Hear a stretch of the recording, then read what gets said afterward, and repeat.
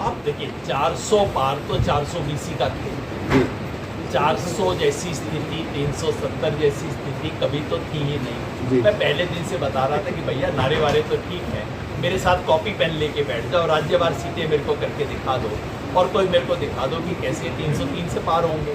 तो मैं पहले दिन से कह रहा था ये तो। मगर क्या था, बीजेपी पे दो एडवांटेज थे। एक एडवांटेज ये था कि सारा मीडिया के पत्रकारों को दोष नहीं देता भाई, ठीक है मीडिया हाउस की बात, सारा मीडिया हाउस 400 पार 400 पार 400 पार कर रहे थे। और मैं इतने लोगों को मिला हूँ पिछले 6 हफ्ते में जो कहते भाई साहब मैं तो बीजेपी को वोट करता ही ना दूँ, मगर आएगा तो मोदी। ये कह रहे हैं मैं भी बिल्कुल ना दूँ लेकिन आएगा तो मोदी ही। तो ये बीजेपी को पूरे देश में ये छवि बनी हुई थी कि भैया ले दे के मैं कुछ भी कर लूँ, आएगा तो मोदी ही। दूसरी दिक्कत ये कि इंडिया कोएलिशन जितना जल्दी बनना चाहिए था उतना जल्दी बन नहीं, सीट फिर देर हो रही है। और मैं समझता हूँ सच बात ये है कि चुनाव से पहले, चुनाव के कुछ दिन जब चुनाव नज़दीक आए तो पार्टियों से ज़्यादा पब्लिक ने इस चुनाव को अपने हाथ में लिया। 2-3 कारण, और ये मैं सिर्फ कह नहीं रहा, आप मुझसे बेहतर जज कर सकते हैं। मैं आपसे पूछता कि भाई 15 दिन पहले क्या स्थिति थी और आज गुड़गांव की क्या स्थिति है, आपका उत्तर भी होगा भाई कोई कहेगा टाइट है, कोई कहेगा मार्जिन घटा है, कोई भी जो भी भाषा में कहे। 15 दिन पूरे देश में हर 10 दिन में बदल रहा है। और उसके कारण पहला कारण ये है कि जो लोगों के जिंदगी के सवाल थे, महंगाई का, बेरोजगारी का, किसान की अवस्था का, इन सब चीज़ों पे ढक्कन लगा हुआ था। ढक्कन का नाम था मोदी, बस मोदी मोदी, फिर उसके बाद कोई सवाल नहीं। अब वो हो गया ढीला। ऐसा नहीं कि कोई, अभी भी मोदी के प्रति उतना गुस्सा मुझे दिखाई नहीं देता जैसा 77 में इंदिरा जी के प्रति था। लेकिन अब ये है कि हाँ है मोदी जी, ठीक है, अब बेरोजगारी की बात करो ना, इसकी बात करो ना, लोगों के जिंदगी के सामान्य सवाल ऊपर आने शुरू हो गए।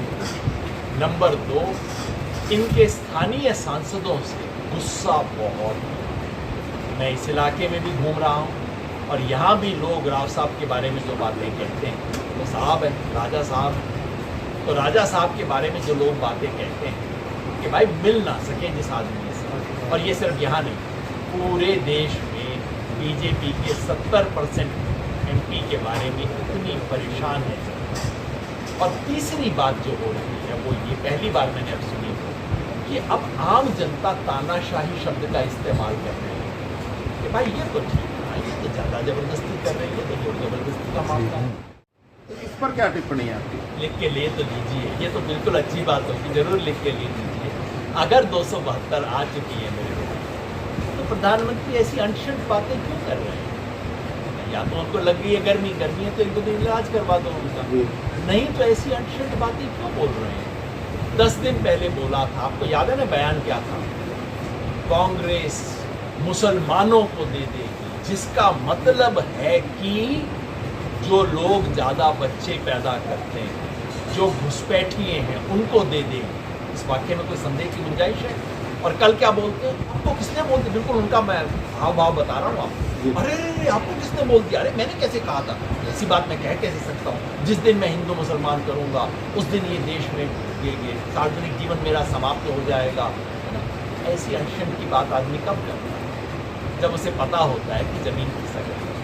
वैसे प्रधानमंत्री के बयान से 2 बड़ी अच्छे निष्कर्ष निकले। प्रधानमंत्री ने परसों जो इंटरव्यू दिया उसमें उन्होंने कहा कि देखिए बच्चे तो उनके ज़्यादा होते हैं जो गरीब होते हैं। पहली बात प्रधानमंत्री ने सही बात कही, बिल्कुल सही बात है, बच्चे गरीबों के ज़्यादा होते हैं। अब प्रधानमंत्री के वापस बांसवाड़ा के स्टेटमेंट पे जाइए, वो कह रहे हैं कांग्रेस इस देश की संपत्ति उन हाथों में दे देगी जो कि गरीब होते हैं। अब उनके हिसाब से अच्छी बात है, क्या बुरी बात? इसका मतलब प्रधानमंत्री कह रहे हैं कि कांग्रेस इस देश में गरीबों का हित कर रही है, इस पर भी तालियां होनी चाहिए। दूसरी बात प्रधानमंत्री ने कही कि भाई मैं तो जिस दिन हिंदू मुसलमान करूंगा उस दिन मेरा सार्वजनिक जीवन समाप्त हो जाएगा। अब आप पत्रकार हैं, पिछले 20 दिन से क्या कर रहे हैं? वो हिंदू मुसलमान नहीं कर रहे तो क्या कर रहे हैं? इसका मतलब है उनका राजनीतिक कैरियर 20 दिन पहले समाप्त हो गया। ये प्रधानमंत्री की बात है, मैं तो केवल निष्कर्ष निकालते हूँ ना भाई साहब। ये जो कहानी बनाई गई है कि हमेशा चुनाव ऐसा होता है। ये तो बीजेपी की बनाई हुई कहानी है। बीजेपी चाहती है कि सब सारी स्क्रिप्ट में पीछे हिंदू मुसलमान है और कुछ नहीं, इनको कोई इस देश में कुछ चीज दिखाई नहीं देती। हिंदू मुसलमान, जानवर हिंदू मुसलमान, बीमारी हिंदू मुसलमान, है ना? और गुड़गांव हिंदू मुसलमान। अरे भाई, यहाँ पे पहली बार चुनाव नहीं हुआ है, मेवात कोई नया पैदा यहाँ नहीं हुआ है।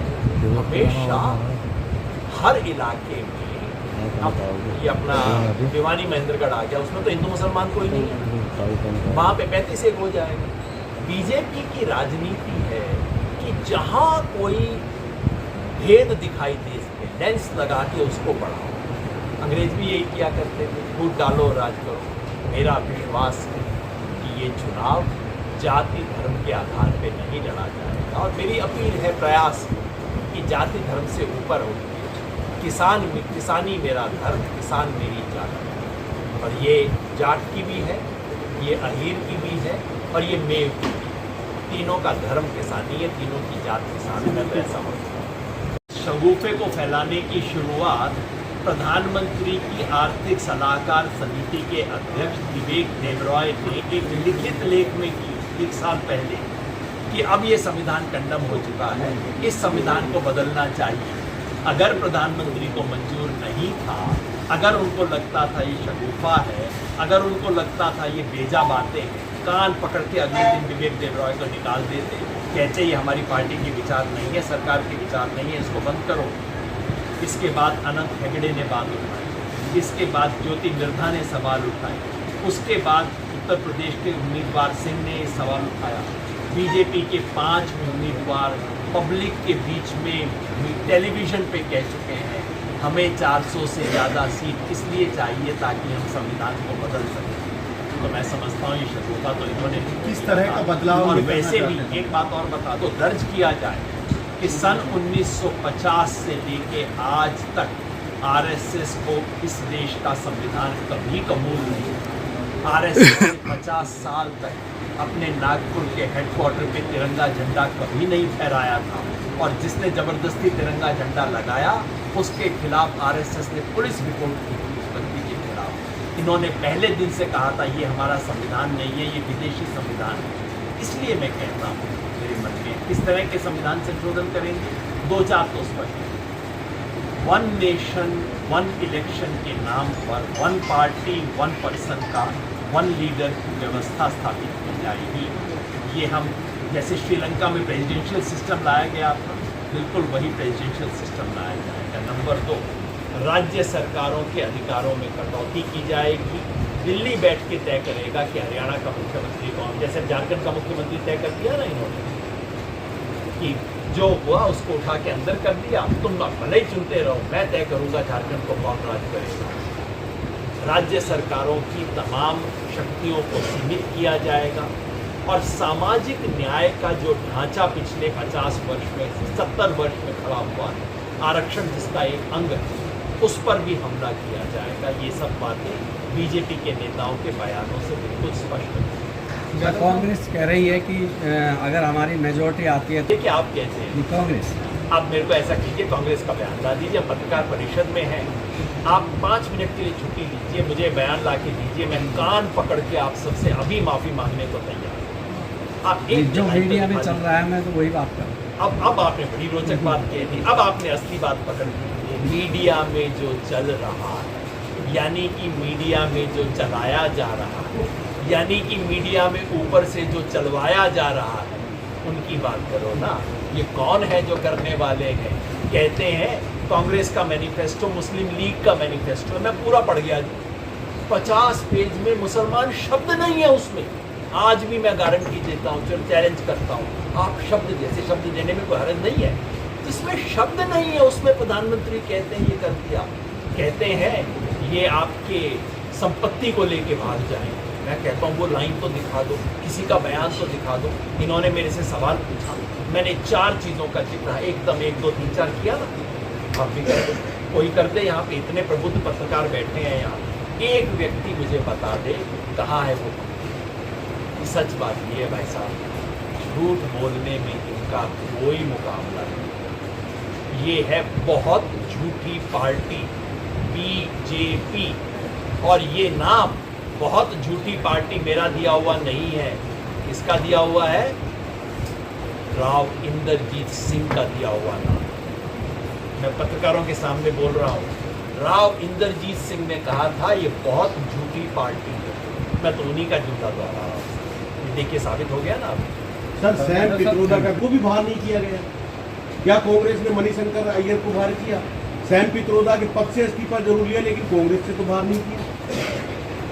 मुझे बहुत अच्छा लगा कि आपने नाम ले लेके बोला, क्योंकि अब हवा की बातें बंद हो, नाम की बातें बेचारे बीजेपी वाले ढूंढते हैं। मैंने आपको जिन लोगों के नाम दिए ये सब जिम्मेवार पोजीशन पे थे और हैं, इनमें से 4 बीजेपी के उम्मीदवार हैं।